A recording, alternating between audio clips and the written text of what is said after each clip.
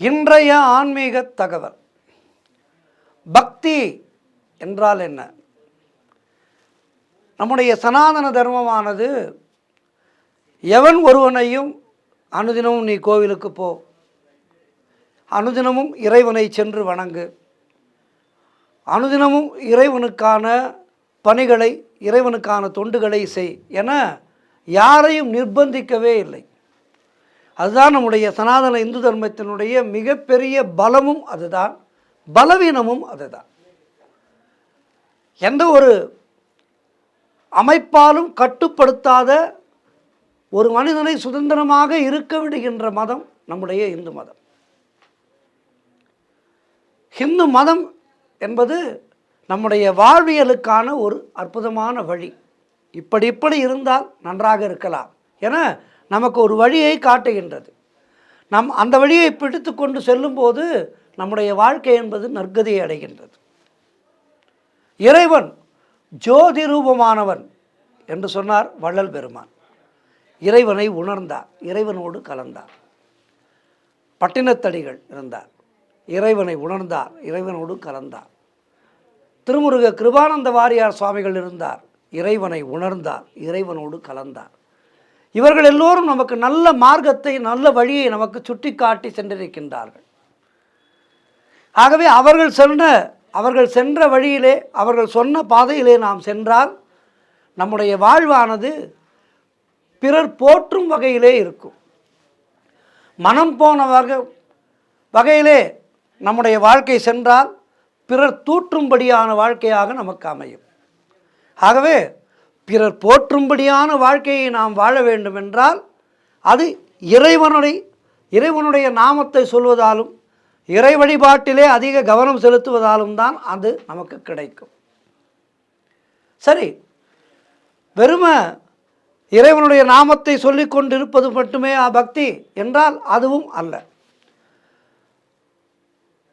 அனுதினமும் இறைவனுடைய நாமத்தை சொல்லிக்கொண்டே நம்முடைய வாழ்க்கையிலே நாம் தவறுகள் செய்து வந்தால் அந்த வாழ்க்கையானது சிறக்காது. ஆகவே இந்த அறிவு மார்க்கம், பக்தி மார்க்கம், சித்து மார்க்கம் என இவற்றை 3 வகையாக பிரித்து கொள்ளலாம். அறிவு மார்க்கம், பக்தி மார்க்கம், சித்து மார்க்கம். இப்படி ஒவ்வொரு வழியிலேயும் ஞானத்தை மனிதருக்கு உகந்த மார்க்கமாக நாம் மாற்றிக்கொள்ளலாம்.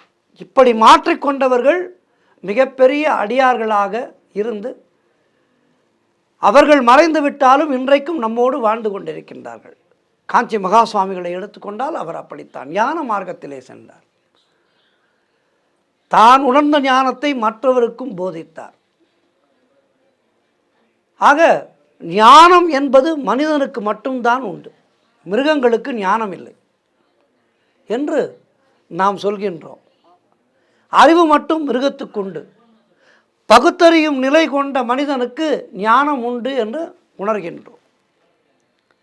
அறிவு கூர்மை, அறிதல், தெரிந்து கொள்வோம் என்கின்ற ஆர்வம், அறிவோம், அறிவின் ஆற்றலை செயல்படுத்த செல்லும் வழியை காண்போம். எறும்பு அதற்கு தகுந்த அறிவை கொண்டு ஞானத்தை எப்படி செயல்படுத்துகின்றது, தனக்கு வேண்டிய ஆகாரத்தை அறிவை கொண்டு அறிகின்றது, மற்ற எறும்புகளுக்கும் அறிவுறுத்துகின்றது. தன் செயலை கொண்டு அவ்வுணவை சேமிக்க மண்ணை பறித்து அவ்வுணவை அதிலே சேமித்து பாதுகாக்கின்றது. அறிவை கொண்டு செயல்படுத்தி தனக்கு வேண்டிய ஆகாரத்தை பாதுகாக்கும் எறும்புக்கு ஞானம் இல்லையா என்ன? ஞானம் இருக்கின்றது. ஒவ்வொரு சிறு பிராணியும் தனக்குகந்த அறிவின் ஞானத்தை செயல் கொண்டுதான் ஜீவிக்கின்றது. மனிதனை காட்டிலும் அறிவும் ஞானமும் சில மிருகங்களிடம் இருக்கின்றது. ஆனால் அதற்கு அங்க அவயங்களும் சொல் மற்றும் வெளிப்படுத்துகின்ற ஒலி பாஷையும் இல்லாத காரணத்தினாலே உணர்வின் எண்ணத்தை நிலைப்படுத்தக்கூடிய பகுத்தறிவும் ஞானம் இல்லை. அறிவின் செயல் ஞானம் உண்டு. உயர் ஞானத்தை, உணர்வின் தன்மையை மாற்றி அமைத்து சக்தி கொள்ளக்கூடிய ஞானத்தின் வளர்ச்சி அங்கே இல்லை. இந்த ஞானத்தை செயலாக்கி ஒன்றுடன் ஒன்று சேர்த்து பிறிதொன்றின் கூட்டமைக்க மனிதன் ஞானத்துக்கு செயல்திறமை, சொல்லாற்றல் என எல்லாவற்றையும் இறைவன் நமக்கு கொடுத்திருக்கின்றான். அதனால்தான் எத்தனையோ லட்சம் பிறப்புகளை தாண்டி இந்த மனித பிறப்பு நமக்கு வாய்க்கின்ற போது இந்த பிறப்பை நல்லபடியாக பயன்படுத்தி கொண்டு மறுபடியும்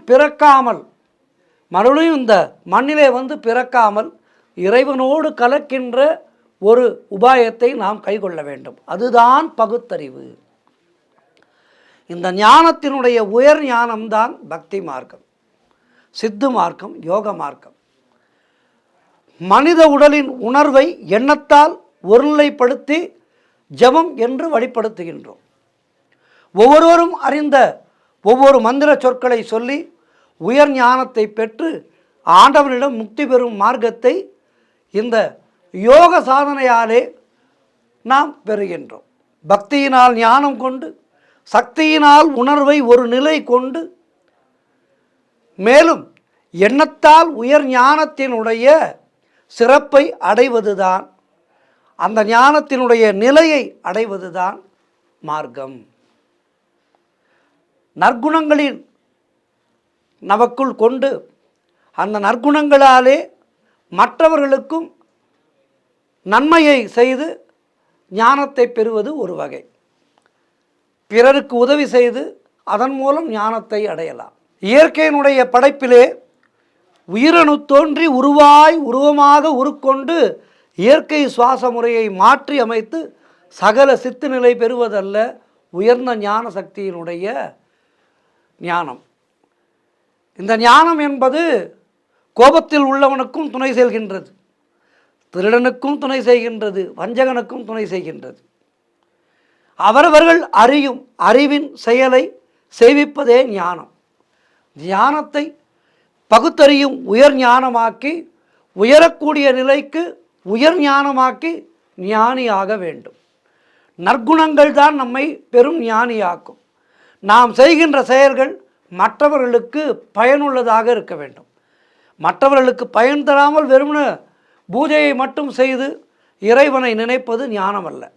நாம் செய்கின்ற பூஜையாலே மற்றவர்கள் பலன் பெற வேண்டும். இதுதான் உண்மையான ஞானம். ஆகவே உண்மையான ஞானத்தை தெரிந்து கொண்டு அதன் வழி நடந்து நாம் செய்கின்ற பக்தியினாலே பலருக்கும் நன்மை பயக்கும் விதமாக நடந்து கொண்டால் நம்முடைய வாழ்க்கை என்பது செம்மை பெறும். நன்றி, வணக்கம்.